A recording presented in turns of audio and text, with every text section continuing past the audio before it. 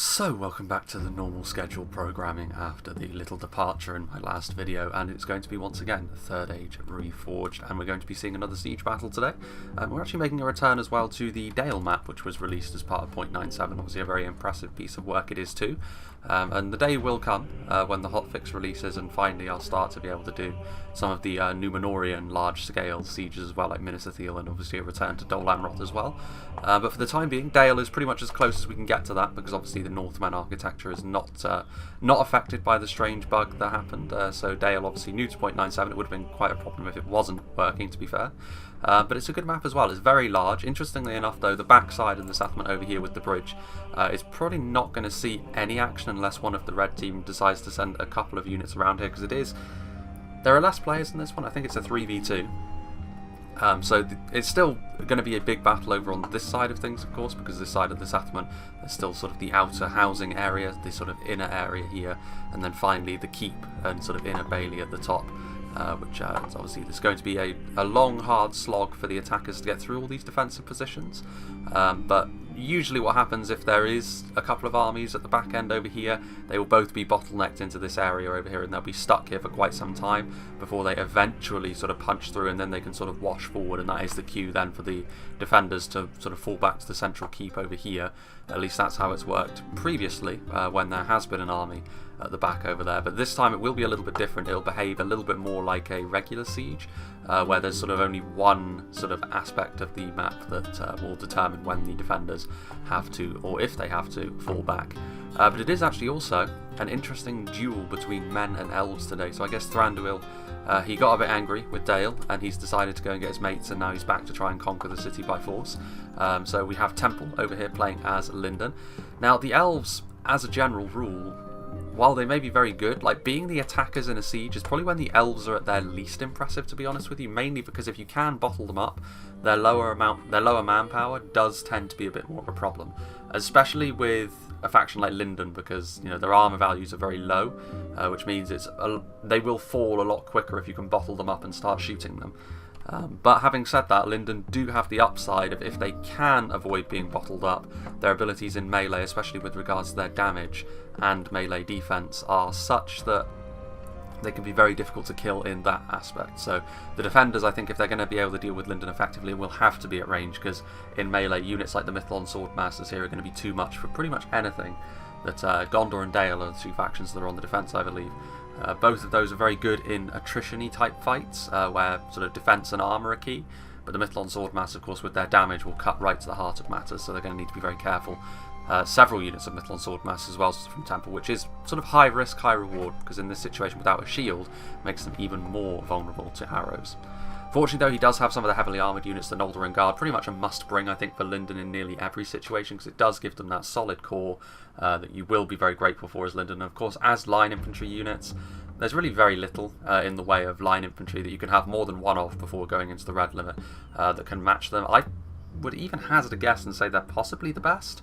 I think maybe the upgraded Imladris Guardians might have something to say about that, because I think you can have 3 of the Imladris Guardians before going into the red limit, which is a fairly big factor in these sorts of things, whereas with the Lothlorien Guard you are limited to just the 2 before having to go massively into overspending. But in this situation they'll be very, very important, because if they can get into melee with their armour, with their shields at the heart of the Lindon lines, they will be very, very useful indeed. As of course will the Noldorin Blade Masters. Very different kind of unit though, because they're multiple HP, a General's Bodyguard unit, a heavy swordsman as well. Pretty much the ultimate expression of a heavy swordsman. They and the Pharazim Swordmasters are sort of the kings of the battlefield on foot, because of the huge amounts of damage they're able to dish out, but also of course their defensive abilities as well. The defensive prowess of the very best Lindon units, and obviously they combine that with having the plate armour that most of Lindon lack. Wardens of Lothlorien, they're actually already firing. I assume that's because he forgot to take them off fire at will. You don't want them firing at the moment, because they could be one of the most important tools on the battlefield today. Body-piercing ammunition like this in a siege, whether you're on the attack or the defence, is very, very effective if you can get it into the right position. Obviously being the defender means you can get it into the right position a little easier, but if you're the attacker and you use it even half as well as the defenders kind of need to in order to gain a victory, you put yourself into a very prime position to win. Noldorin Guard back over here, Mithlon Pikemen, another good choice. Again, I think they need to be saved until a little bit later on though, otherwise they will certainly be focused down. Lindon, of course, of all of the elven factions are capable of deploying the most pikes, but of course that does kind of exacerbate their weakness to missiles a little bit. But the Mithlond pikemen are nonetheless a little bit stronger in terms of their melee abilities than something like the Uruk-hai pikemen, but obviously do temper that with the fact that they are even more vulnerable to missiles because of their lack of armour. 4 Lindon Marines back here. Interesting to see the Spear Javelin hybrids. Probably a good choice. I probably would have gone for that as well, just in case there is cavalry that sallies out, because then they're pretty much the ideal unit to zone that out with their spears. But obviously the main event here is going to be the javelins. Regardless of what they use it on, the javelins will be very useful if they can get into the right position to throw them. He does actually have I think this is just one unit of the Mithlond Marines as well, which of course don't have spears, but they are line infantry and melee, so if there are no cavalry units, then the Mithlond Marines are objectively the better choice in this situation, because they can throw their javelins and then they can do a job in melee as well, because they will be stronger than certainly the entry-level units that Gondor and Dale have to offer in terms of line infantry. So the Mithlond Marines should be having a pretty good time there. A couple of units of 4 Lindon Archers, obviously very light armour, but what they lack in their defence, they do make up for in their attack. They're very accurate, and of course they have a higher missile damage than most other entry-level archers from other factions. So the 4 Lindon Archers, again, should be pretty good at dealing damage if they get into the right areas. And the Harlanden Guard, they do have a shield value, but again, armour is kind of an issue for them. Their spears and melee as well. So once again, kind of difficult for cavalry to get a hold of unless they get a nice charge off on them, of course. But a big archer presence, actually, this from Lindon, more so than you would often expect. This is probably a sign that they probably need to take things a little slower, because if they charge in with their Mithlond sword masses immediately, that's a large portion of their infantry that's gone, to be honest with you. And it might be difficult to recover, especially seeing as Lindon's allies are both right on the other side of the settlement, starting off with Vivarax, who's another name that I don't recognise, so there could be some newer players on display today. Swords of Rivendell with the armour upgrade, which is, in this situation, I think a good choice, because, like I said, Imladris, probably of all the elven factions, or certainly of all the elven factions, are going to be best in an attrition-y fight, because they have simply the most heavily armoured, most heavily defensive units of all of the elven factions.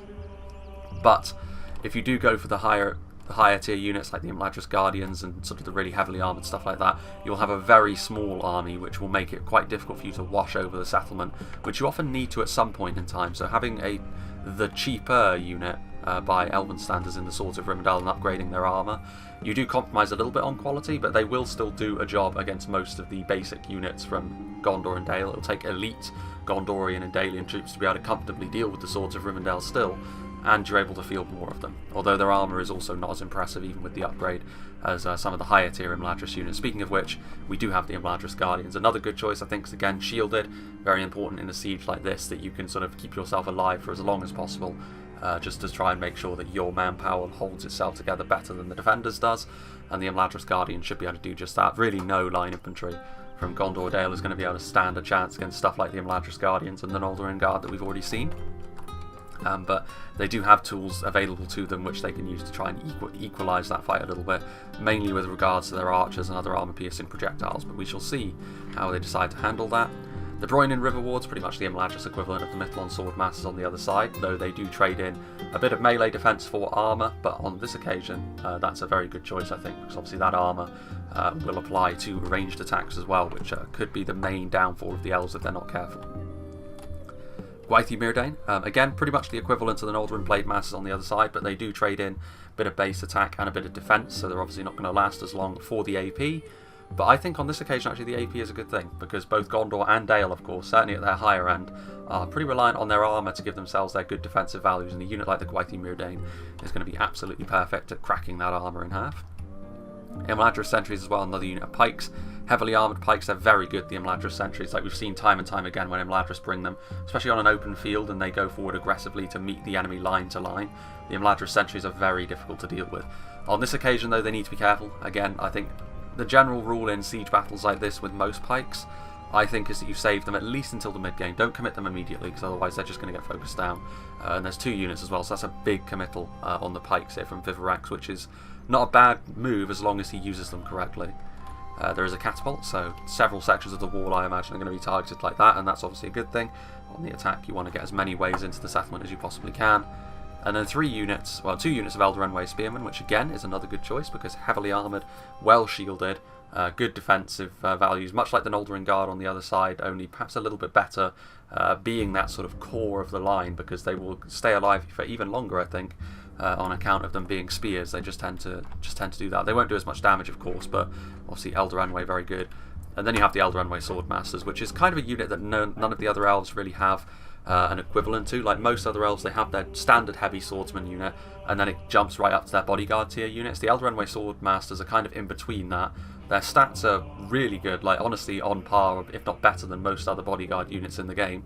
And they have more men in the unit, so at least initially you could say they're even stronger than that. But, of course, the lack of a second hit point does mean that they will start to fall away quicker than something like the Gwaithir Myrdain or the Noldorin Blade Masters. And then finally, we have Proxima Centauri playing as Lothlorien. That is a name I've seen before, I'm sure of it. So Thranduil is actually not on display today. I guess maybe Mirkwood were betrayed, and this is some elven revenge. So he's got some Blades of the Wood, again, pretty much the equivalent of the Swords of Rivendell we just saw, but they cannot have their armour upgraded, and their armour isn't as good, even at the base anyway. So, again, it's much for the same reasons. The Blades of the Wood is still a good idea, but they won't be as effective, I think, as the Swords of Rivendell on this occasion. We also have some Keren Amroth Staff Masters, who have got the armour upgrade. Very interesting kind of unit, this. They've got a huge amount of melee defense, and they have a very low attack. Even though that attack is armor piercing, it doesn't do a lot of damage. They pretty much the closest equivalent to another unit in the game to something like the, what are they called? The Barrow-wights, that's it. The Barrow-wights are sort of this melee tar pit. That's kind of the idea behind the Staff Masters, although the Staff Masters, they're very easy to shoot to death, whereas of course the Barrow-wights, they achieve their melee tar pit nature by having several hit points. That's not something the Staff Masters have access to, so it's kind of a strange unit. Can work, and it'll be interesting to see if it does. They're also quite cheap, which may be why Lothlorien brought them, to try and pad their army out. Riders of the Golden Wood, the first unit of cavalry we've seen on display today, and it crosses over with archers, so they will be able to use Silverthorn arrows. Gives them a bit of mobility as well if the defenders have any cavalry they want to sally out with. And obviously, they may be horse archers, but their mass can still be useful off a charge as long as they can get in and around any defences and running through the settlement, so that is something the defenders will have to be on the lookout for. Looking like mostly heavier Lothlorien units, which again I approve of. They're going to need that rigidity as the battle goes on. Several units of Loren-armed Axemen compared to something like the Imladris Guardians. They aren't as good just generally, but also they trade in a bit of melee defense for a little bit of extra attack, and that is a bit of a theme behind Lothlorien's infantry. When you compare it to Imladris, which is a pretty good comparison to make, to be honest, they have lower defensive values. They'll last a less amount of time in melee, but they are capable of dishing out even more damage if you use them optimally. So it will be something that the defenders will be quite aware of, I'm sure. A couple of units of Elder Council, again, javelins, very, very useful. The spears, they pull out maybe not quite so much with their malice against the heavily armoured infantry they're likely going to be facing, but the javelins will most certainly be a very good move. Loren-armed Swordmasters, the Lothlorien heavy swordsmen, and something actually that the other elves don't have access to, a heavy axeman, the Loren-armed warriors, so AP, which will be very useful against both of the defenders once again. Watchers of the Golden Wind and Kindred of Celeborn, this is very popular for a Lothlorien player to do, go for both of the bodyguard tier archers because both have special projectiles, and both are honestly the strongest Lothlorien infantry as well, outside of the pikes, which are kind of specialised, but obviously dual wielders, sort of two-handed sword. In terms of general purpose infantry, they are the best Lothlorien has to offer anyway, so you may as well bring both in this sort of situation. But it does eat into your budget a little bit, and the only other unit we can see are 2 units of Loren-armed spears as well, so heavy elven spears. So heavier armies, more numerous armies perhaps than the elves in several cases. A couple of things maybe I would have done differently with these compositions, but I think for the most part, if you're 3 elves on the attack against the settlement, you do have to be a little bit more careful with your compositions because of the lower manpower that you generally tend to have. Langer is the player who sent me the battle replay. He's going to be playing as Gondor, so he's got some Gondor militia archers up on the wall, and why not? They will be able to just shower their low quality arrows into the elves as they approach, and this is going to be the name of the game, I think, for the defenders. It's very rare that you'll see the defenders try to go into a more numerous approach, but I think on this occasion it will work, because as long as you can clog up all the passages that the elves are trying to take through the settlement and you shoot them adequately, I think the defenders should be in a pretty good place here, but it's going to be tough. I mean, they're still outnumbered by an army, and they're facing off against some very high-quality elven armies as well. We have some Gondor infantry up on the walls with the first level of armour upgrade. Obviously, they're not going to be a match from most infantry that's arrayed against them, but they will be decent for their holding abilities. More Gondor infantry, some pikes, some guards of Osgiliath, which will be very useful for holding the line initially, because I doubt the elves are going to send forward their pikemen immediately, which is a luxury that hopefully Gondor will be able to take advantage of, we shall see. Guards of Osgiliath and infantry, more Gondor infantry, some Gondor archers at the top here with the first level of armour upgrades. So just the shoulder pauldrons Lango has decided to go with for pretty much his entire army, it seems. Lots of Gondor infantry and archers. The first Dalian unit played by Shrian's 3661. And he's got some upgraded Bardian marks, which are fantastic in a skirmish fight, of course. Not that you need to worry about that too much when you're on the battlements like this. It can be quite difficult to skirmish with a unit anyway, but the Bardian marksmen, of course, can be decent in melee for their holding abilities as well, which is a real theme that's cropped up already from these armies, to be honest. Swordmasters of Esgaroth and Dismounted Elves of Dale just down here, just in case some of the elves do swing back around to try and go through this gate as well. Though I think the Imladris player forgot to bring a ram, which is why he's not down here in the first place, and he's just going to try and poke some holes in the walls instead. The Dale player is going to be the one primarily concerned with stopping Lindon, so Bardian marksman over here. Dismounted Elves of Dale up on the wall, which to be fair will do a much better job than the Gondor infantry. Just in general, you get what you pay for, and the elves are pretty expensive, but they will do a decent job, and it'll take some of Lindon's better troops to have a comfortable experience against the elves, but it's still very doable.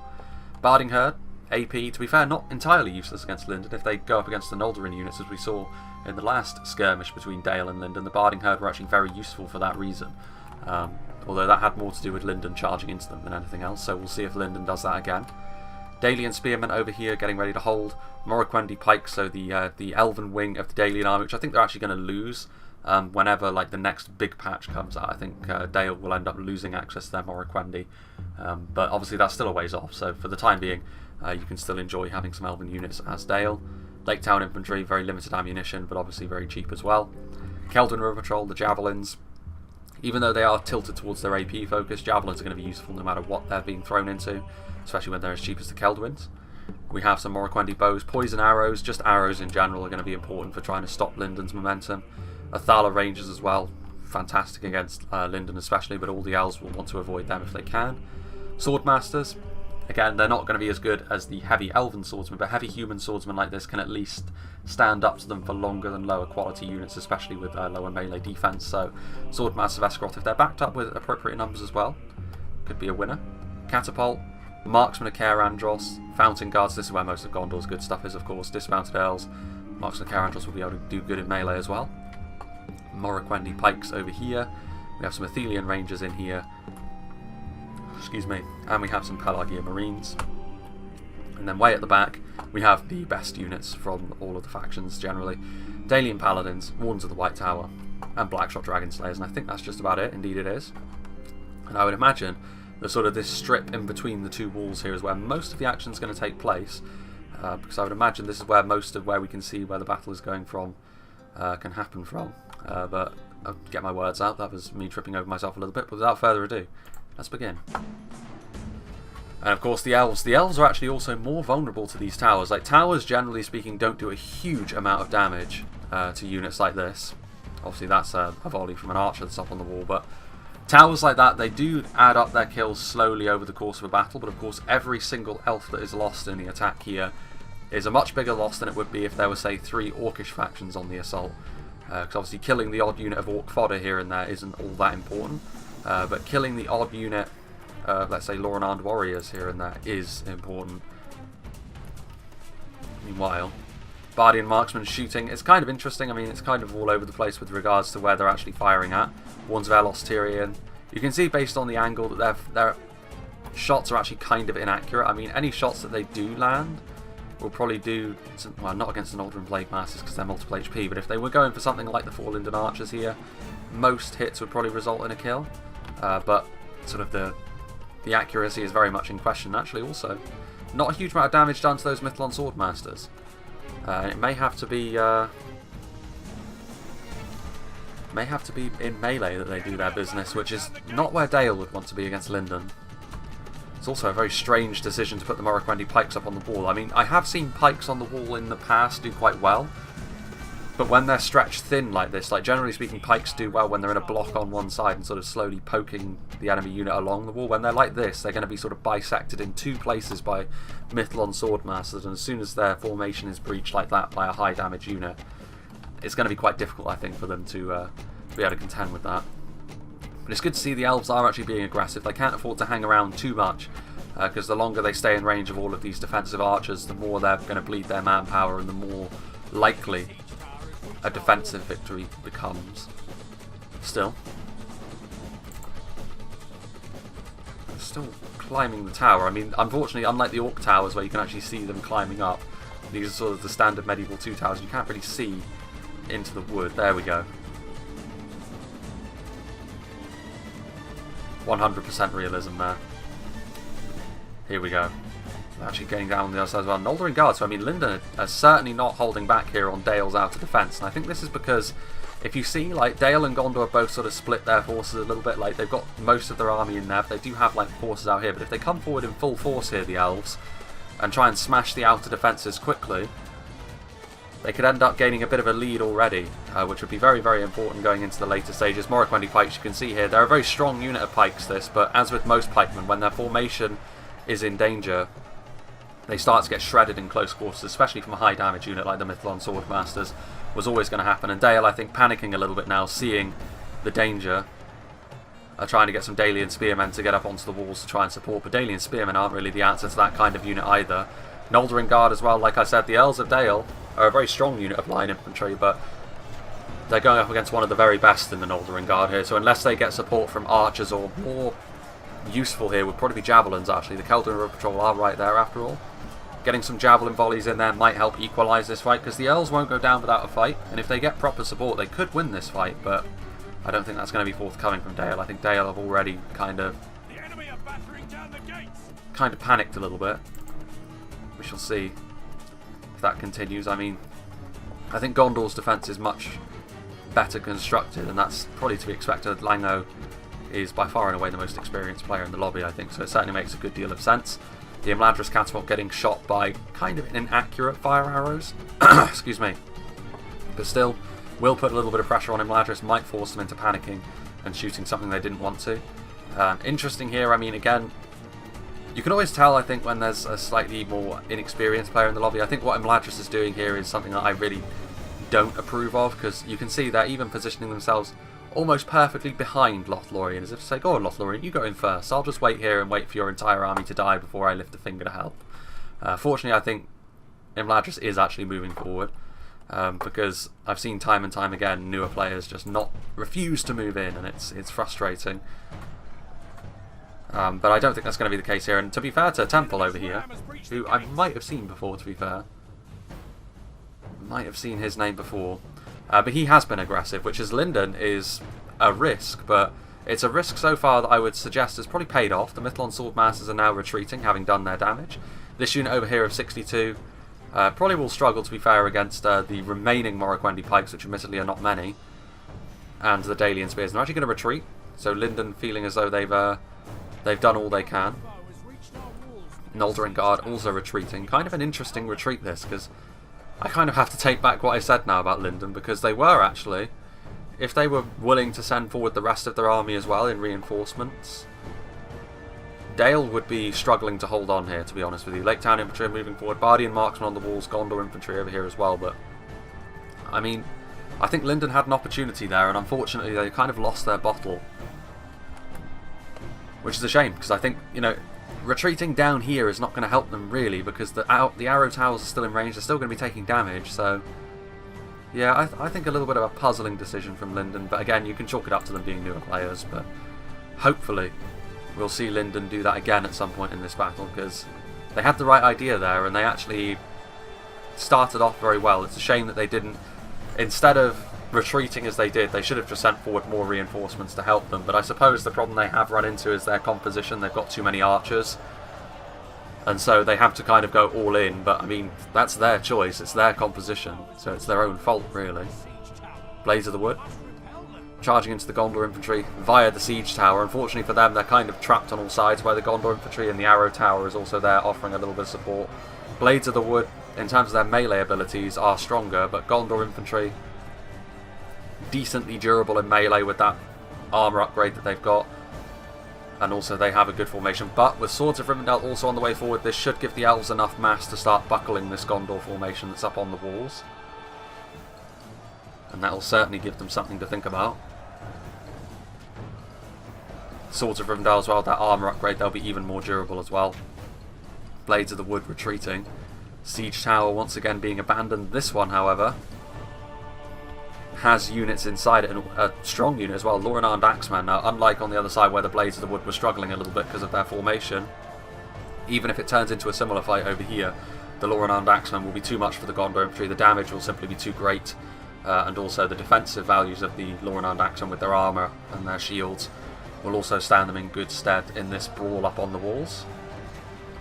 Be interesting to see if Gondor have any reinforcements they can send over here. There's some Earls. There's another unit of Gondor infantry, but they're going to have to hold their position over here, otherwise they're going to allow the Broinen River Wards up onto the walls, which are an even more dangerous unit than the Lorien Axemen to allow free reign.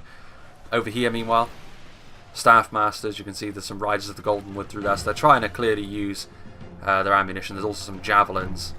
The Elder Council moving forward, doing a pretty decent amount of damage, so that's actually the right thing to do with the Elves in this situation. Like, their Staff Masters are just sort of being the tar pit, albeit in not exactly the way that it's designed, but still, they won't really care about that. And they're doing some decent damage here to the initial Gondorian line, softening them up.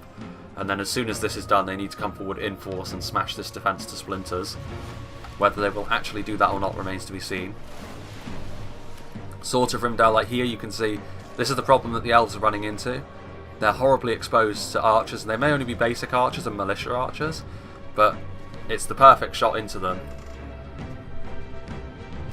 And obviously this is going to be an issue for the Elves, because the more manpower they lose, it's going to be a pretty tricky thing to come back from. The Mithlond Swordmasters are now back on the walls.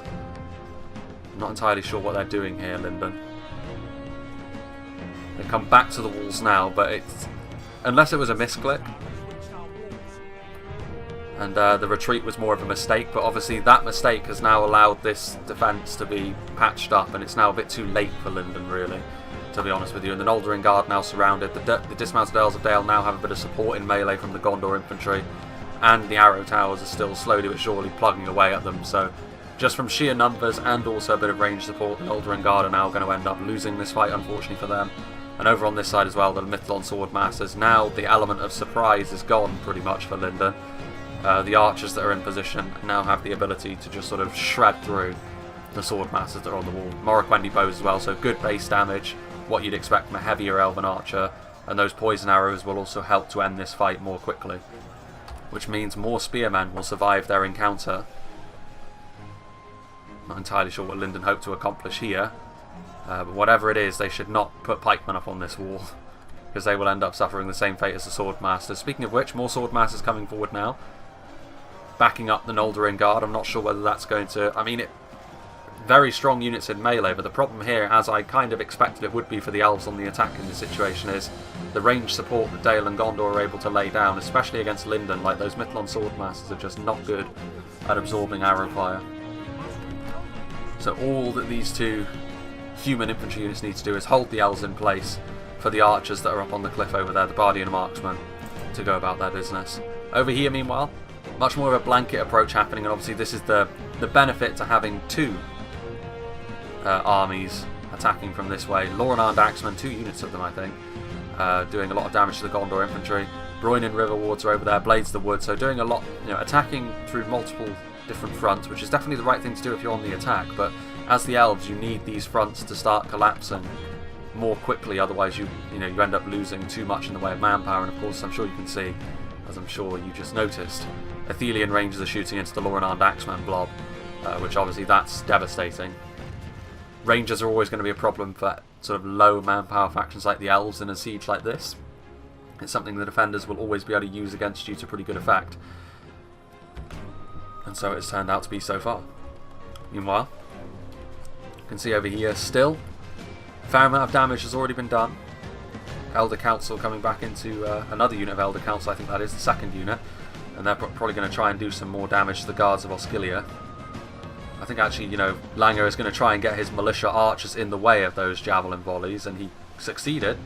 I mean, he's going to take losses, but he's not going to care half as much about the militia archers as he is about the Guards of Osgiliath, which can be such a fantastic anchor to a line like this. Another unit of Lorien Axemen over here, backing up the Swords of Rivendell that were already on the wall, but once again the problem comes from archers, and it's one of the reasons why, as the Elves, you've got all these units in reserve, for me as the elves, you need to go all in very quickly if you're in a siege like this, because if you allow yourself to get bottled up for an extended period of time, as the elves have here, the losses you start to take start to become a little bit insurmountable.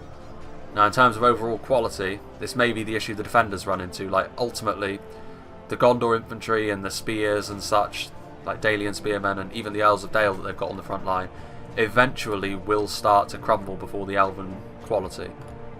But will that be too little too late for the elves by that point?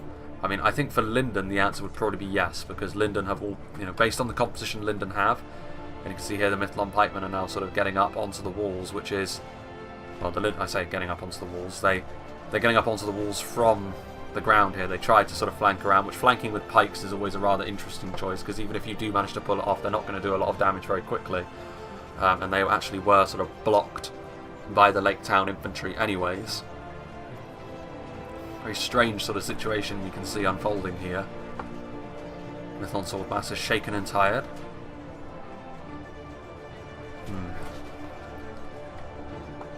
The Lothlorien Guard are still alive, to give them credit. I mean, the Lothlorien Guard, very tough cookies. You can see ever since the archers stopped offering their support for this fight over here, the Lothlorien Guard and the Mithlon Swordmaster have started to die with much less frequency. But ultimately, like, they're still having to deal with those towers, and it's still a lot of Gondor infantry and Elves of Dale that they're going to have to cut their way through. And those are two units which are definitely pride themselves on being a little bit more difficult to kill than you would expect. Certainly the Gondor infantry anyway. The Elves, I guess you would expect them, based on their price, to be a little bit more difficult to kill. And they certainly look impressive. 4 Lindon Marines coming in. This is a rather interesting choice. I mean, Dale, to be fair, that defence, if they had more infantry to capitalise on that Lindon, that would have been a good move, because it was only really Keldon River Patrol that were making up that initial front line, and obviously they're terrible in melee. Those padded gambesons and side swords that they wield, no match at all for the expertise that Lindon have to offer. But Lindon's army is still too far away, and these are the hallmarks, like, classic mistakes that a new player will make. Like, they've got an attack underway, and the initial attack was actually quite well executed, but there's just no reinforcements forthcoming. They're too far away. Like, by the time they decide to start committing their reinforcements, it's already too late, because by the time they reach the front line, your attack is already going to start to fall apart. You need your entire army here putting pressure on Dale if you're going to win, because Lindon could have pushed Dale back by now. If they had followed through on their initial assault, the Elves by this point could be really starting to put pressure on the inner layer, based on progress Lindon could have made. But as a result of naivety, shall we say, new player syndrome, they haven't really been able to do that. But Dale too is a name that I don't really recognise, and to be fair, these Barding Herd, like that positioning there of the Keldon River Patrol and the Barding Herd was very puzzling, to be honest, and the Barding Herd are now being exposed a little bit in melee by the Lothlorien Guard, because they're not really in a good formation, and their phalanx is being kind of blunted. It's still in effect, but they're able to get around it here, the Lothlorien Guard, and in close quarters they really don't stand a chance against the Lothloriens. I mean, they're coming in with some Swordmaster of Esgaroth to try and patch things up now, but Dale will need more reinforcements to keep this front line on lockdown. Over here, meanwhile, Gwaithir Myrdain over here. This is a little bit more like it from the Elves. It's probably something that maybe should have happened a little bit sooner. They've pushed through. Really strong troops on the front line. Gondor Militia Archers getting absolutely shredded. In theory, this was a good place to set up a front line from Lango as well, but he's going to live to regret that, because those Silverthorn arrows have got a perfect shot into the front line, which is going to be devastating on the guards of Osgiliath. So Lothlorien and Imladris, despite taking some initial serious losses, have managed to rally, and they're now forcing Gondor back onto the defensive, which is good to see. Lorenar and Axeman still taking damage from the inner layers archers. Marksman and Carandros doing the job. But yeah, like the Elves won over here, able to push across Groinin River wards in support. Gwaithir Myrdain cleaning up what was on the wall. And now it's really just going to be a case of the Silverthorn arrows teeing off into that Gondor front line, and then as soon as it's weak enough, Imladris and Lothlorien pushing forward once again. So finally some good news for the Elves. It's been mostly grim news for them up till this point, but finally some progress is being made from their perspective, which is good to see. And those Silverthorns, it's always very satisfying when one of your more expensive units starts to perform its job exactly as you wanted it to.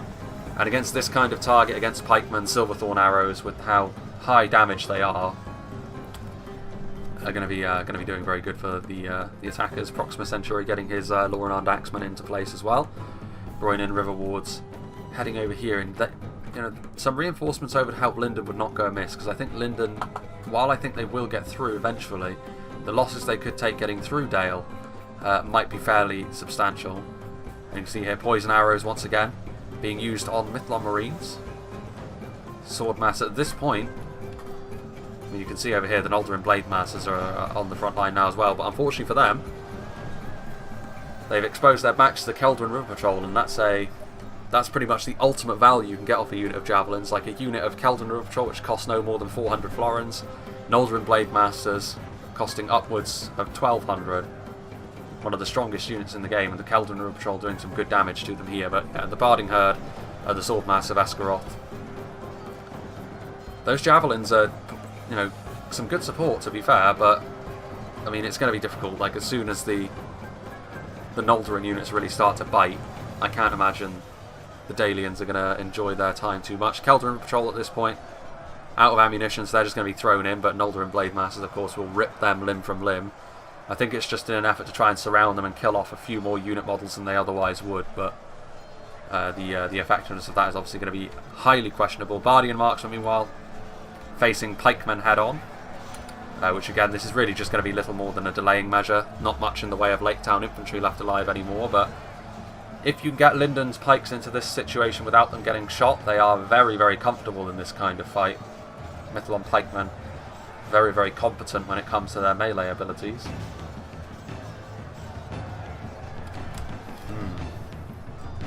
So, slowly but surely, Dale being turned back by Lindon. Some support from the other side would make this an even smoother experience, but I don't think that's going to happen because the Broyden River Wards are being shot by the Morroquendi bows at this point.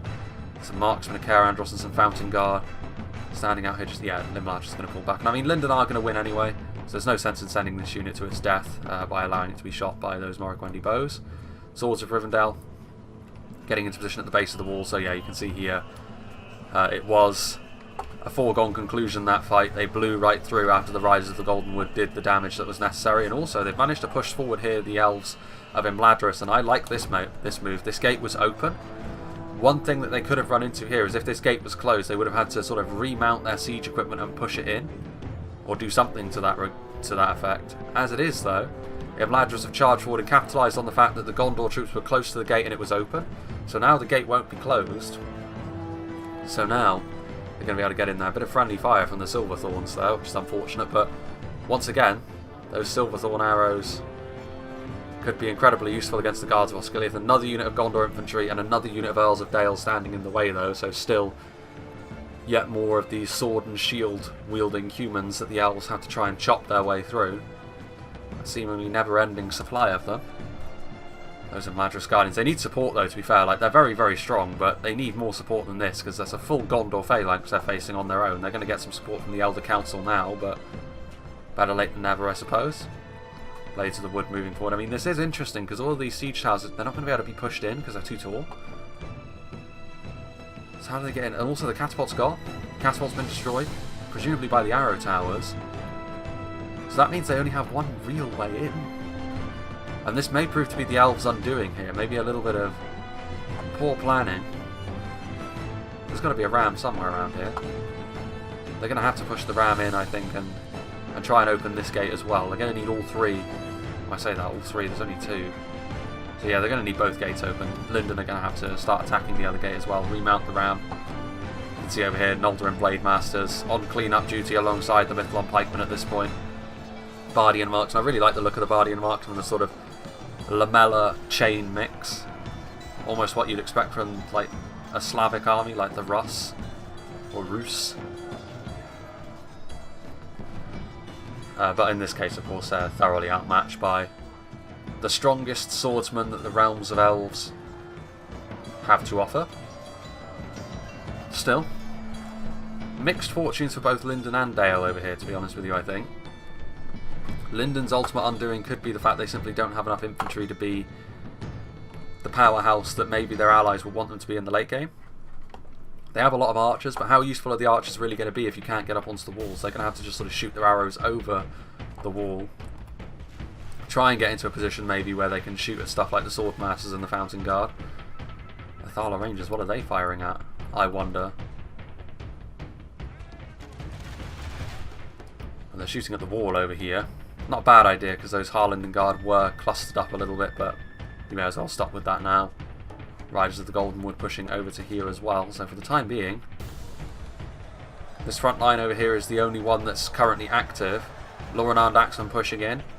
They pushed in a little bit further, but this has only put them fully in range of a unit of Gondor archers and a unit of Pelagia Marines. So once again, the elves being bottled up and being made to pay for every inch by all of the human skirmishers.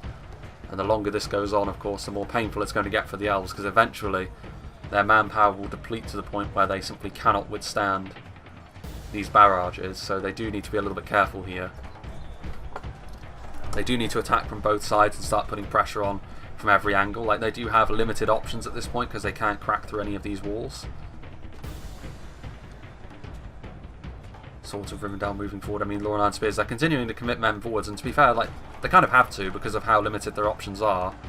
And to be fair, Lorenan Spearmen, decent armour, decent shields, that won't bother the javelins so much, but it'll at least make the Gondor archers a little bit less likely to kill dozens. Broyden Riverwards fighting off against this depleted unit of Bardian Marksmen again, another heavy Elven Swordsman unit ripping their way through a unit of Bardian Marksmen. Light work for a unit like the Riverwards. And the elves need every bit of good news they can get. Try and finish off as much of these stragglers as they can to make sure they don't have to deal with them later on in a choke point. And this kind of fight is obviously something the elves will be much more dominant in. Lindon's starting to move forward. They need to remount their ram. And unfortunately they don't seem to be showing any signs that they're going to do that. Someone needs to mount a ram, although to be fair, this gate is open. That phalanx is close enough where they may not need, they're not going to need to worry about the ram. Having said that though, it's not exactly a very appealing sight, is it? A V-shaped phalanx formation made up of Fountain Guard and Morroquendi pikes is a pretty scary sight. We'll see how they deal with that later on, but for the time being, over here is the main event still, and still the elves are trying to sort of bludgeon their way through this front line. They've had some success. I mean, they pushed a certain way in. They're going to need more reinforcements to make this stick, I think. They're still taking arrow fire after all. Pelagia Marines out of ammunition, now being committed to the front line to try and slow the Elven momentum down a little bit. Pelagia Marines not great in melee, to be fair. Like, they're kind of billed as this unit, which is kind of good with their javelins, decent in melee as well, and I suppose back in the day that was true, but now ever since sort of new units have been added and the game has moved on, the Pelagia Marines seem very, very basic by those standards now. Morroquendi bows. Looks like they just ran out of ammunition and they pulled out their glaives. Unit of Gondor archers also out of ammunition, pulling out their swords, and again these are another two units which I think are just going to try and stand in the way and slow the elves down, while another unit of some ranged power tries to do the business, which in this case of course is, I assume, going to be Lango attempting to do so with his catapult. But we shall see. Morroquendi bows. And we're more or less halfway through the fight at this point, and I mean, the defenders are technically losing by 11%, which is an interesting thing because I've been kind of more critical of the elves up to this point, but it's only because like the elves have this sort of like ticking clock above them, in that as soon as they sort of pass over a certain threshold and they lose enough troops, that's when sort of things will rapidly start to go downhill for them. And sort of with every sort of really vicious fight they go through, they obviously take more men, and it obviously makes me a little bit more nervous of their future chances. But there's no doubting, of course, that in a 3v2, the team with 3 will always stand a greater chance of winning than the team with 2, regardless of what their armies are made up of, whether it's 3 orc factions, 3 human factions, or 3 elven factions. The same is true. You have more players, you have more units on the field. Can you make good use of them? Mark for the Carandros, though, have got a perfect shot down into that elven blob, so yet again, more elven casualties being racked up. Trying to bring that deficit down a little bit that they suffered. And I think that move with the Riders of the Golden Wood to shoot into that phalanx Lango had set up was definitely a reason why they've pulled 11% in front of the attackers here. Because that was pretty brutal.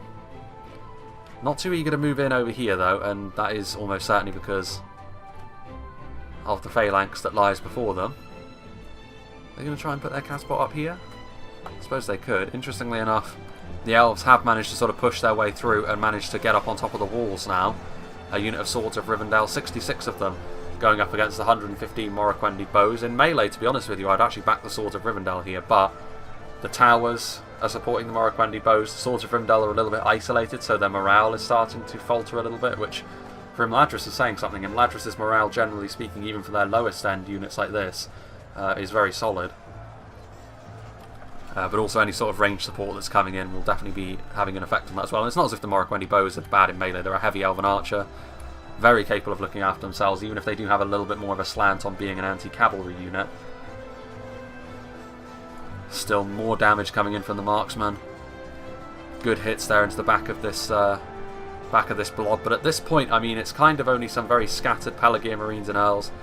Primarily, though, this front line is now made up of out-of-ammunition Gondor archers, which, of course, are not really going to stand too much of a chance against elves that want to attack them in melee. And there's also Lorinard warriors over there. You can see them sticking out, but they don't want to be committed yet until there's less chance of archers shredding them. Understandably so.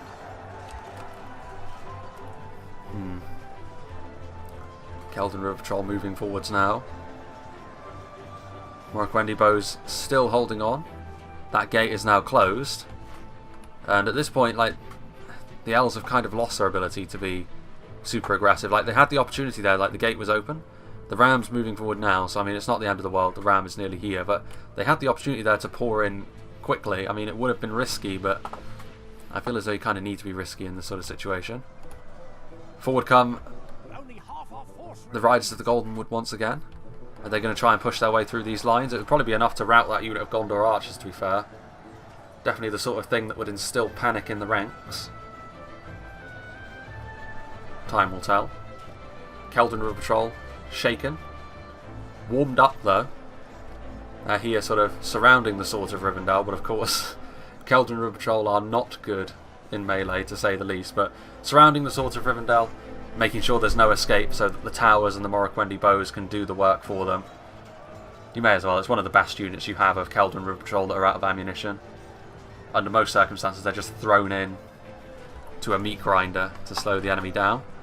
Riders of the Golden Wood, I mean, now that they're presumably out of ammunition, like, their usefulness is going to be fairly limited. So the fact they were able to rout that Gondor front line is something very useful they can do for their faction.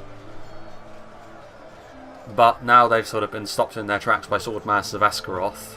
To be fair, like, they will take some killing even in melee, the Riders of the Golden Wood, but you would have to imagine that eventually they're going to be killed off. Morroquendi bows retreating now. And what will the defenders do? It looks as though the defenders are actually thinking of retreating.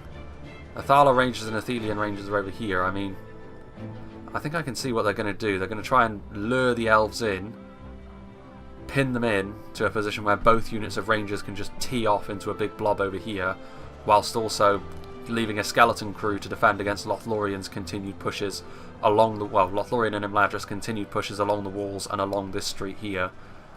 The real damage is going to try to be done by against Lindon's assault here. Yeah, and immediately you can see they're starting to open up right now. Oh boy. Yeah, 2 units of Rangers there, so I'm going to need to zoom out, otherwise it will most certainly rout. And also the catapults there, so this assault, almost as quickly as it began, is going to be destroyed. And that's exactly the sort of thing which is going to bring those percentages back into line a little bit more. More Morroquendi bows. Let's not forget as well that there's still Dalian Paladins, Wardens of the White Tower, Blackshot Dragon Slayers, a lot of high-end units that the defenders can commit. That's also true of the attackers, though. Watchers of the Golden Wood, Kindred of Caliborn, the Gwythi Myrdain were in melee for a bit, but they're still healthy. Both sides still have some high-profile things they can commit forward. Imladris sentries are there, but that was a huge amount of damage done to Lindon very, very quickly, bursting them down. But over here, going to be a little bit more difficult for the defenders to hold on. This unit of Swordmasters of Esgaroth, surrounded on all sides by Lorinard units, the Swords of Rivendell blocking their retreat as well, so a real back-to-the-wall job here. They're going to do their best here, the Swordmasters, but like I said, human Swordmasters like this are a little bit lackluster, especially when you compare them to Elven Infantry, Lothlorien Warriors with their AP. There are the Gwaithir Myrdain as well. They're actually taking some damage from the hill, actually, the Caer Andros marksmen. Watchers with Goldenwood are now being put. I mean, to be fair, this wall is now free. Yes, you could sort of see the defenders come back along here, but Watchers of the Golden Wood, if they were to get up onto a wall over here, per se, and shoot their Silverthorns down in here, that might be some damage that the defenders simply would not be able to withstand. I'm nervous to zoom in on fights like this because I'm never sure when those ranges are going to start opening up, and that will almost certainly crash the game. So yeah, that assault from Lindon though was put into the ground. This is good though.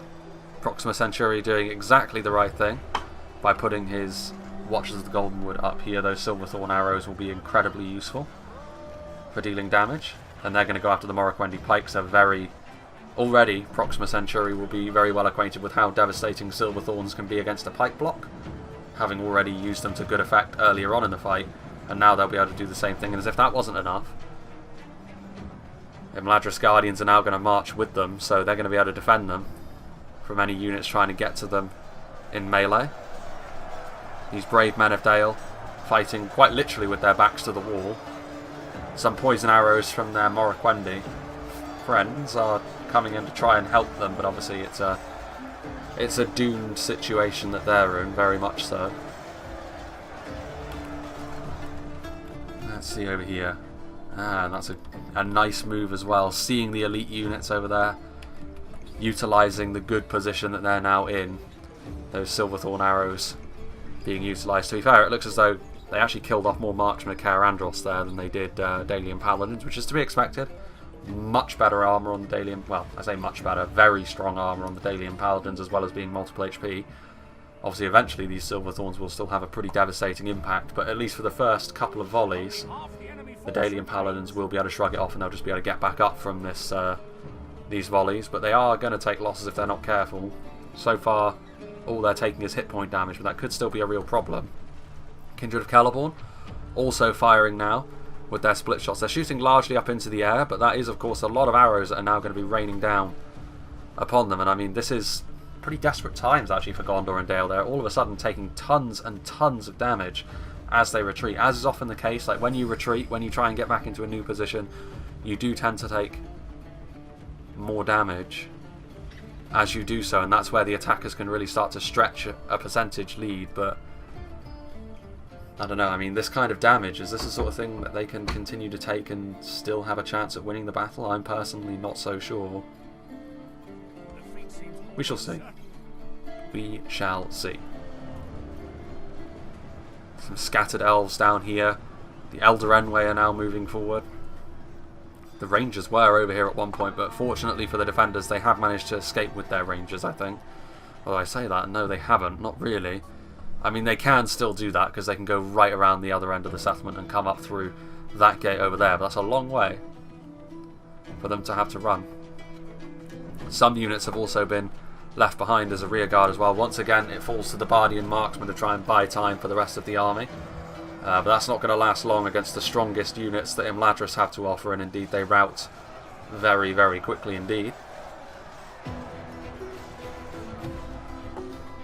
And the elves continuing the pressure, which is good to see. Good to see they're being this aggressive, and I have to say, it's a combination of the two very strong Lothlorien skirmishers once again, especially the Silverthorns in this case, but now the split shots are also earning their keep, doing a lot of damage, and Gondor once again are trying to sort of buy time here, trying to slow the enemy down as they climb the settlement. But the Wards of the White Tower, as strong as they are, on their own against the sea of elven opposition, it's going to be very difficult for them to hold for an extended period of time.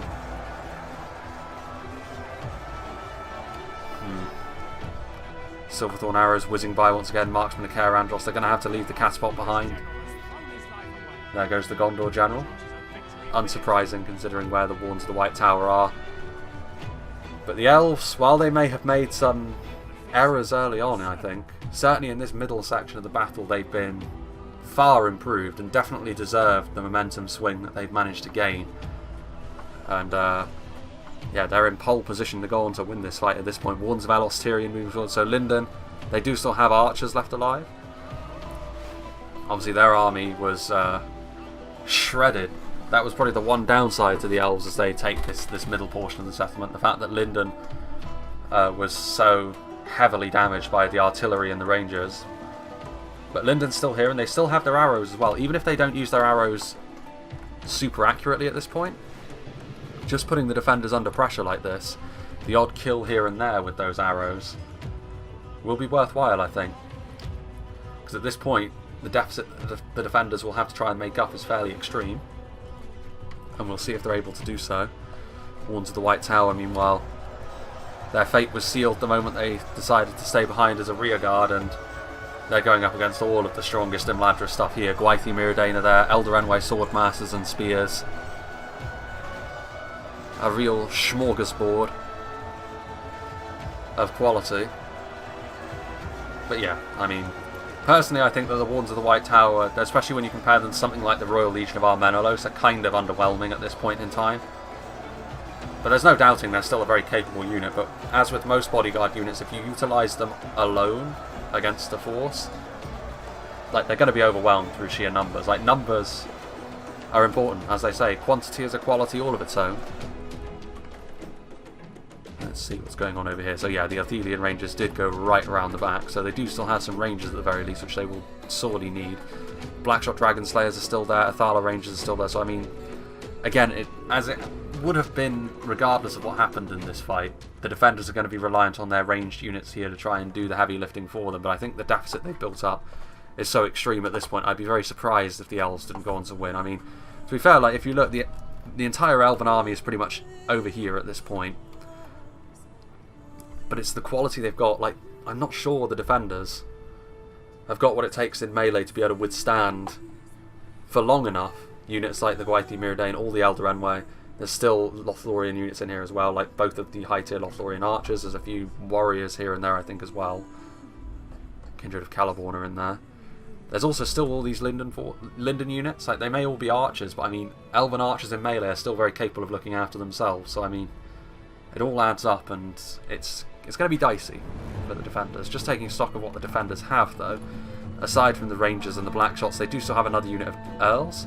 They have got some Fountain Guard, which will be very good at holding the line. The Dalian Paladins will also be very useful. The AP will be handy against Imladris, even if their stats and their melee defense is not going to be quite as good. They're still going to need them to do a job. But 117 Keldon River Patrol, they're not going to be able to do much at all. Marksman of Caer Andros, very capable at looking after themselves in melee. They're effectively human-heavy swordsmen in melee, but again, when you're up against the elves, they're still going to be vastly outperformed. It's different when you're up against the orcs, when your archers are pretty much better than standard orc infantry, but in melee. But in this situation, it's very much the opposite. And now the gate is slammed shut. That's just going to be a delaying measure at best, though, because once again, Viverax is moving forward with the ram. It's only a matter of time, and the elves would be well served, I think, just flooding forwards here. Yes, they'll take some initial serious damage from the Rangers and the Blackshots, but the thing which devastated Lindon so much was the morale shocks they took from the catapult, and the catapult is no longer an issue. So they can get in there. Athelian Rangers in position. Athelian Rangers would probably be best off standing here, to be fair. Nice angle. The Athala Rangers have already taken up position in the other spot that's pretty decent. More Morroquendi bows. I think that's actually where the Athelian Rangers are going. It's like Langoak and Hear Me, even though this was in the past. And here comes the ram now. So this is going to be a pretty brutal and quick fight. The final phases of the battle are underway. Having a look at the percentages. So yeah, I mean, the attackers in the ascendancy, I feel as though it will end closer than that, because I do feel as though the elves will have, they kind of have to take losses here in the late game to be able to seal their victory, but an elven victory I do think it will be, which is, it does show that these players have played quite well, because like I said, the elves, it can be a pretty dicey thing when you've got nothing but elves on the attack of a settlement like this, because if you do get bottled up, you can be made to pay for that very, very dearly. And the gates They're going to go down now. And if the defenders have any chance here, they're going to need units like the Fountain Guard to be able to hold the line very resolutely, as all of the ranged units do maximum damage. As the gate slowly but surely goes down, these two Lake Town infantrymen just sort of standing on their own as the gate gets battered down. That's brave of them, but Lake Town infantry, not exactly the last word in terms of quality, so I can't imagine they're going to last very long. Can they prove me wrong? I doubt it.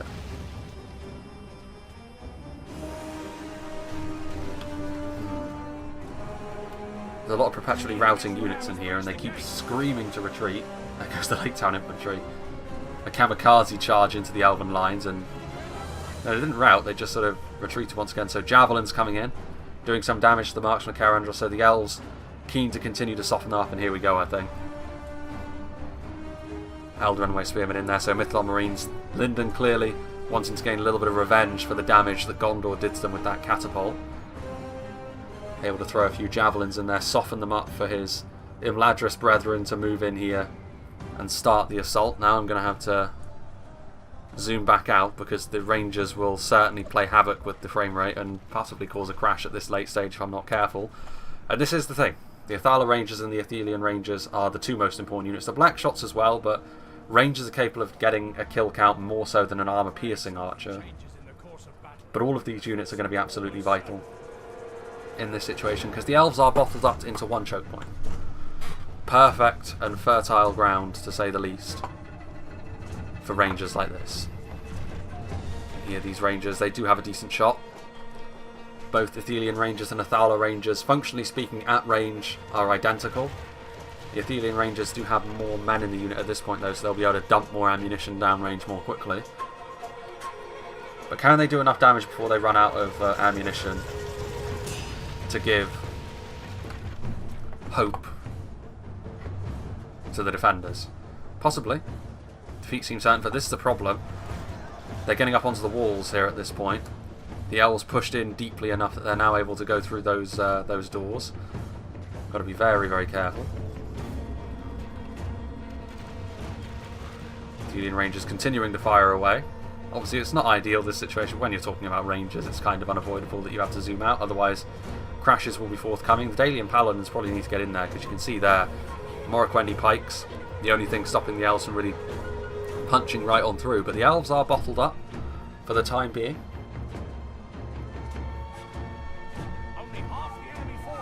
And, you know, very, very quickly it went from being close to 20% to under 10.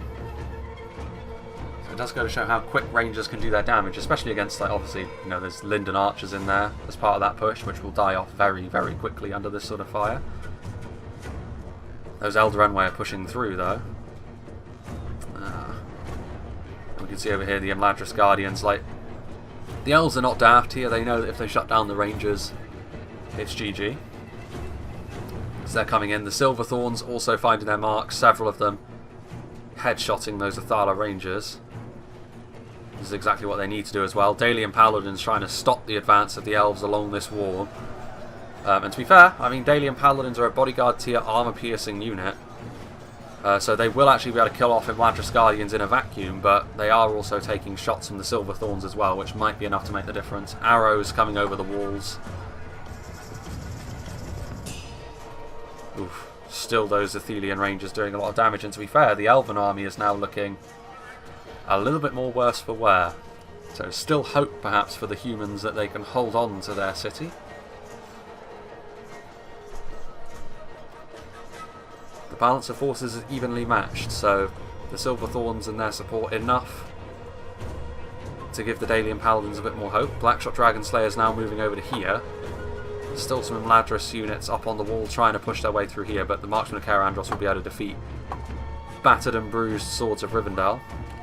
Do the Athelian Rangers still have ammunition, I wonder? Looks like they do, but they're not using them as of yet. The Black Shots, perhaps? Oof, once again. Frame rate issues, but Eldraenway now moving forward, so another big push from the elves coming forward, and this one looks to be having more of an effect, mainly because, it must be said, There isn't much in the way of range support coming in now, and that up there is not a good sight for the defenders to see, because they might be given a taste of their own medicine by the Wardens of Lothlorien now. Taking a lot of damage, to be fair, but the Thala Rangers took even more damage. Initially, they're still firing away into that Elven blob, but I think at this point, is the DPS going to be sufficient? I'm not so sure. They've definitely pulled it back into visual range victory here, the humans, but I still think the elves, you know, with all of the openings they've made, with the positions they've managed to get themselves into, it's still going to be quite difficult for the humans to come back fully. Dalian Paladins taking damage, but still looks like they're going to be able to pull out the victory against the Imladris Guardians. Morroquendi bows continuing to fire at the Wardens of Lothlorien. The Black Shots at this point. The Athala Rangers now the only range unit with ammunition, clearly. The Wind Lancers utilising their ammunition, which will be very high damage. But over here you can see Wardens of Lothlorien. Athelian Rangers, now they're out of ammunition, they're being committed to melee. Try and stop the Wardens of Lothlorien. Wardens of Lothlorien are depleted to the extent that the Athelian Rangers probably should be able to beat them in melee, to be honest with you. But this battle is more of a footnote, if anything, at this point. As the push continues to happen, I just don't think that the defenders have the ammunition necessary to win this fight now. Those Wind Lancers continuing to send those black arrows into the middle of this fight, but I just don't think the DPS is there for the defenders. And let's not forget as well, there's still... yeah, there they are. Kindred of Celeborn, still yet to be committed, as are the Elder Runaway Swordmasters actually. So that's still some reinforcements the attackers can push forward if they need to. Imladris Guardians taking some hits in the side, and to be fair, they're going to need that, because they're going to need the Dalian Paladins to get down here and do a job as well. It's been a very brutal fight, and to be fair, it has been a close battle as well. Marksman of Karandros, 21 of them. Well, there goes A General. I think that must have been Imladris as well, considering that's where the Gwaithir Myrdain are, but they're still right in and amongst things, and that's going to be a unit that's going to be very, very difficult to stop, especially considering a lot of that front line is now made up of Keldon River Patrol. Morroquendi Pike starting to lose their shape. Dismounted Earls of Dale. Yeah, it's only a matter of time here, I think, before the forces of men crumble. They're putting on a brave face at the moment, but I think Dale is going to fall into Elven hands here. A very good battle this has been there, considering there were newer players involved, or at least players that I haven't really seen in action before. Good quality fight, I have to say. Wardens of Lothlorien still firing away. Kindred of Celeborn. There's actually still the Riders of the Goldenwood, albeit very depleted, but Kindred of Celeborn are also going to come back now. Black arrows continuing to be fired now into the Gwaithir Myrdain and the Elder Runaway Swordmasters. Poison arrows continuing to find their marks against the Guardians, but actually the Guardians able to get the better of the Dalian Paladins in the end.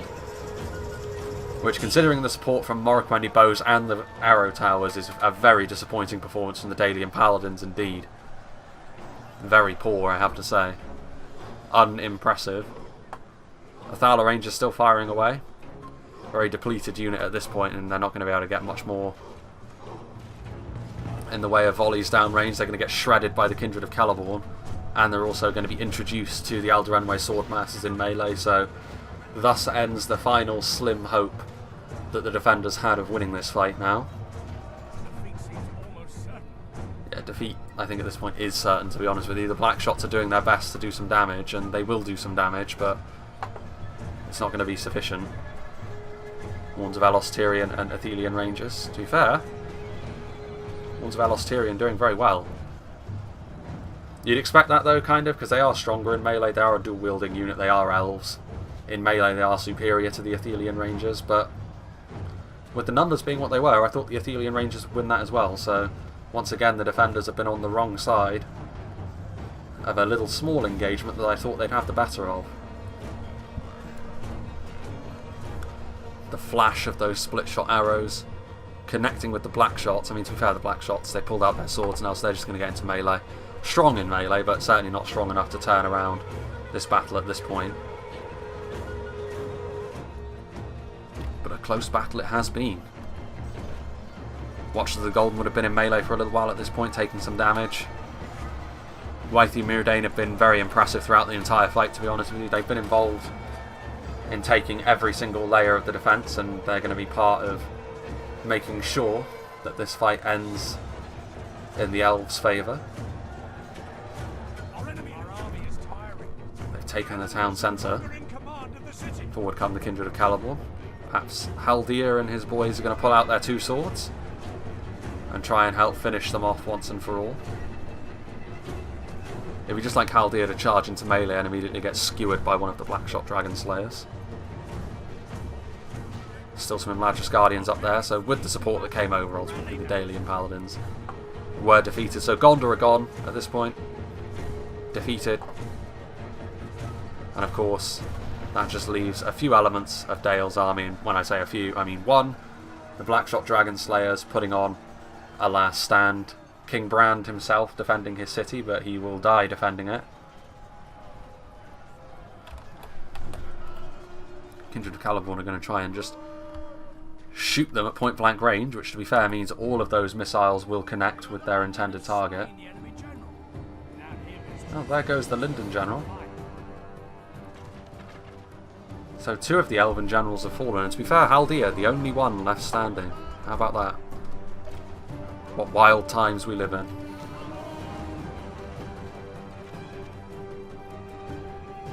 Eldar Enway Swordmasters.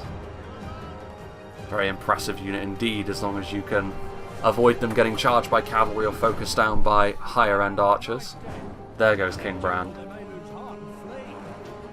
And surely at this point it's the end. I can't see any other unit, so yeah, it must just be the Blackshots at this stage. Having a quick tour around the battlefield. Obviously over here a very brutal fight, which initially was going quite badly for the elves, but I think there was a moment where the defence started to crumble, and the elves over here did then commit a lot of resources. I think Lango made a bit of a mistake. Like, deploying on a hill like this is always quite tempting, but he gave those Riders of the Goldenwood the perfect angle, which of course was not intentional, but it was still something that really could have been avoided. Over there, Lindon again, initially, quite impressive. Then Dale started to turn them back, and then Lindon came back once again to make up for them retreating initially. And then, over here in the middle, once again, defenders had a good initial volley in there. But ultimately that ended up being sort of more of a last gasp effort, because then the elves really came forward in force after that big mass rout from Lindon at the hands of the catapults and the rangers, which was impressively executed, but in the end, of course, the elves were then able to galvanise themselves and move forward in force, and that was ultimately the determining factor, because it was a big deficit the humans had to make up here in the late game. And to be fair, close, 6% in it. They did as well as they could be expected, but ultimately they didn't have enough. They lost too much on the retreat there, because it was really vicious attacks on the retreat that they suffered at the hands of all of the elven archers, and also some of the elven infantry as well stopped them from retreating, which was impressively done.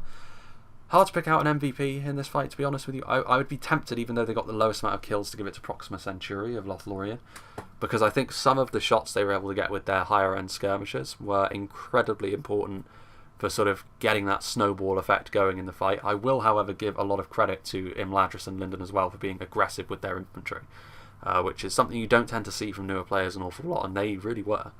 And identical kills as well to boot. So a good performance all around from the elves. I think a deserved victory in the end.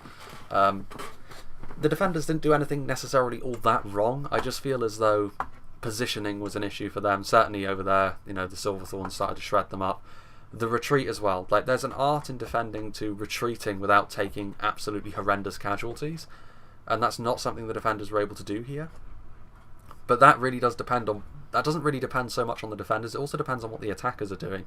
And the attackers were being aggressive. They were hounding the defenders. So they did about as well as could be expected in that situation. I don't feel as though it's a matter of the defenders making mistakes. So I think it's just the attackers doing well and sort of doing their jobs appropriately. And that's what ultimately ends up winning them the battle here. That elven quality proving a little bit too much as well.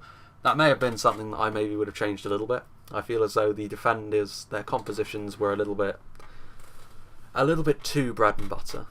They were a little bit too simple. You know, too much line infantry. Like, human line infantry is very good at holding the line, true, but it's not going to be sufficient for dealing with elves when the going gets tough. Like, I think Gondor especially, there's a lot of Gondor infantry, and as tempting as it is to sort of plaster your settlement with numbers in that way, I personally would have gone for certainly some Citadel Guard, you know, for their ability to form shield wall and sit in a choke point. And I also probably would have gone for some Raven Helms as well.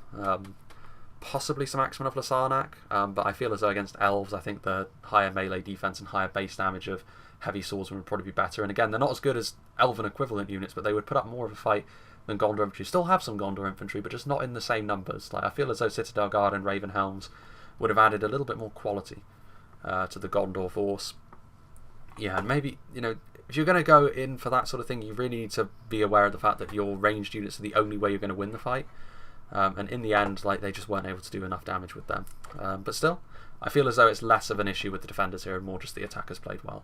Let's see what did the damage for Gondor, though, from Lango's perspective. 594 on the Athelian Rangers. That's not too surprising, I think, because the Athelian Rangers and the Athala Rangers, to be fair, from Dale, I'm sure really racked up a very impressive kill count between the two of them, because they both did a lot of damage and they were both by far and away the most dangerous defending units. As for the rest, I mean, Gondor Archers did well, Gondor Militia Archers did okay, like all of the ranged units, to be fair, did okay. But I feel as though I'm kind of vindicated in my views here by just having a look at all of the Gondor infantry. Like, these numbers, one of them got 82, which is decent against the elves, the others were very poor. Like 39 kills, you need your, even basic units of infantry need to be doing better than that if you're going to win in a defence like this, because you're outnumbered by an army, so your units need to be performing better than that. But against the elves, Gondor infantry aren't really going to offer that to you, which is why I think I would have traded in, maybe have just 3 units of Gondor infantry rather than 6, and go for a couple of units of Citadel Guard. Maybe go for some, I don't know, yeah, Citadel Guard for holding the line, and if you can afford it as well, just throw in 1 unit of Raven Helms in there as well for a bit of utility as and when you need it. That would have been my changes to composition here. Dale as well, I think Dale's composition was a little bit more well-rounded, because just in general their Earls are better as line infantry anyway. But yeah, I mean, that's what I would have done to try and mitigate the effects of that elven quality. But it's easier said than done, of course, when you're facing down a very aggressive push from especially Imladris and Lothlorien. Like, the damage and defence that those two factions can offer when they're being moved in tandem, especially as they were in the middle layer there, can be very difficult to slow down. But yeah, big thank you to Lango for sending this one in, and big thank you to all the players for participating in a very high quality battle that I was able to show as well. As for what's next, I'm not quite sure. I've got a few replays that I can choose from. Yeah, and like I said, like if I'm sort of getting into doing something different on a more regular basis, that will be sort of communicated in a channel update rather than at the end of one of these battle replays. So you don't need to hang around for that sort of news at the end of one of these. But yeah, it's the sort of thing which is still sort of ongoing. It kind of depends on situation. Like, eventually, I'm sure it will happen. Like, my intention to sort of mix in something a little bit different will happen. But based on how long it's actually taking, it's more likely than not that that will end up probably being Mountain Blade 2 Bannerlord. But we'll see. Regardless, I hope you enjoyed this, and I hope you'll join me for whatever is next.